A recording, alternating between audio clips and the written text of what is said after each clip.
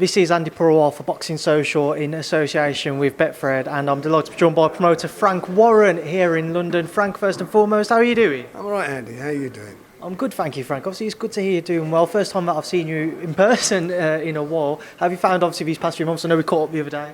Sorry again? How have you found the past few months? I know we caught up the other day, but... Yeah, well, it's been frustrating for me, but it's been frustrating for everybody. We're all in a position we don't want to be in, but at least we're trying to make things happen. And we've got a great show coming up on Saturday on BT. Frampton against, now he's fighting Darren Trainer. We've got Mick Connolly in against Sofiane Takuti. And we got a real good fight with Archie Sharp and Jeff Offery. I think that's how you spell it. Is it Offery? You say Offery, I say Offery, yeah. Frank, let's just work through that card. Start from the top. Obviously, Cole Frampton, he's had a change of opponent facing Traynor now. Just what was the original situation and problem with the original opponent? Well, from what I understand, there was a problem with the embassy and because of this COVID thing and so forth, so that's all fallen out. Guys are working on another opponent. And thankfully, Darren Trainer's been in serious training for God knows how long, and so he's got a chance of a lifetime. He's got a chance of coming here and upset the odds. So what should we expect from Darren Trainer and obviously Carl on Saturday night? Look, he's fit and strong and he fancies the job.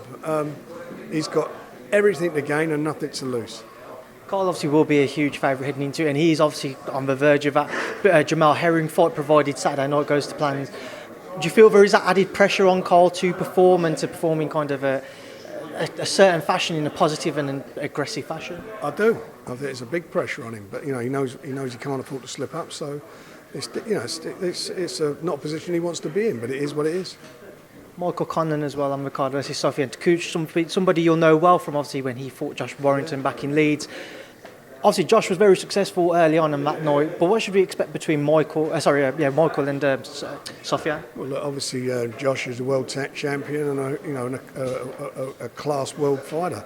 Michael's on his way up. He's had 13 fights now, and this guy's very, very experienced. He's had 40 fights. He's won 35 of them. So I think give him a run for his money.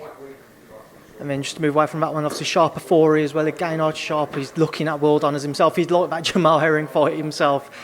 What's the plan with Archie, provided he was to be successful on Saturday night? Archie's in a position, he's fighting Jeff Ofori, as we said, and if he comes through that fight, it'll move him up the rankings. And he moves up the rank, he could wind up becoming the mandatory challenger, and we'd be pushing for that, for the mandatory challenger between Frampton and Herring. So he's got it all to go for. A lot of pressure on him too. What do you expect from that fight? Because I'm sure Jeff certainly seems to be very up for it and looks like he's going to be coming to win effectively. Well, I think all the guys are coming to win. One thing about it is, they're all in neutral venues. There's no home fans. I keep banging on about that, and I think that's why some of these fights are being very, very competitive because of that. So they've got everything to gain and nothing to lose. They've got the pressures on the guys in the blue corner. And we've got, a good undercard there. Troy Williamson's on there, who I really do rate. And obviously our young gladiator, Dennis McCann, having his 7th fight. And he's a young man in a hurry and looking to go places. So it's a strong, good quality card. Just to touch on Dennis, obviously a lot of excitement around him. He's a very talented lad. What is kind of the plan and the outline for him for the remainder of this year? To keep him busy. Let him fight regularly and keep him busy. He's I really do rate him. He's got tremendous talent, and I'm really looking forward to seeing him in action again. You mentioned obviously we haven't got like home fans and fans in arenas or venues so far. What have you made of boxing's return without an audience there? Look, it's not ideal. It's the same as any sport without an audience. What do I think of football without an audience? What do I think of the cup final without an audience? You look at it, you want there to be the audience because sportsmen feed off of the live gate. And the atmosphere in stadiums, but it's not there. So it's a different scenario. I'm sure you speak to the boxers; they'll prefer the crowds to be there, but they still know that one slip, you get beaten. So they've got to be at their best, and they've got to deliver. Frank, did you manage to get a ticket for that cup final? I'm sure you'd be very happy at the end of it. I watched it on TV. I was a bit worried the first 20 minutes, but after that drinks break, I think we went in there and we dominated it. Frank, just a couple of things I want to touch on away from this. Obviously, we did the interview the other day and we didn't get a chance to touch on some of the fights that you've proposed to Matchroom. One in particular that many have been excited for and to see, Yarde-Buatsi. Without, say, a world title on the line, just how big of a fight do you feel that still is? It's a huge fight. All those fights are big fights. I mean, they're all fights for the fans. They're fights that the fans want to see.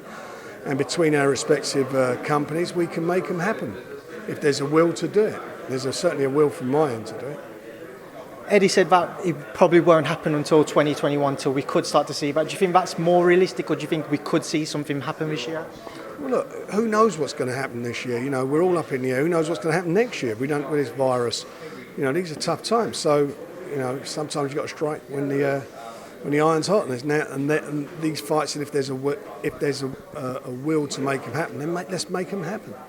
Just on Anthony Yarde, let's say if the Buatsi fight wasn't to happen, what is the plan with him? I know you said Lyndon Arthur was he was victorious against Dick Spellman. That'd be lined up. You know, we're not sitting around waiting for, you know, to be beholden to anybody. We're going to try and make these fights. In the meantime, you know, my guys are going to fight, and you know, Lyndon Arthur just fought. Anthony Yarde will fight in September, and we'll get that one on. Final question, Frank. Eddie did also say, with regards to Fury negotiations for an AJ fight, that he'd have to deal with Bob Arum other than yourself. He's been told to deal with Bob. Can you just kind of effectively clear up how negotiations would work around a Fury AJ fight? It's really simple, you know. Top Rank and Queensbury have the promotional rights for Tyson Fury, so we have to all agree to make it happen.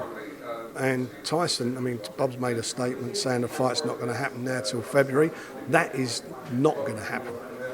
Tyson's not going to sit on his arse until February. That's just not going to happen. I'll tell you that now. You know, he's has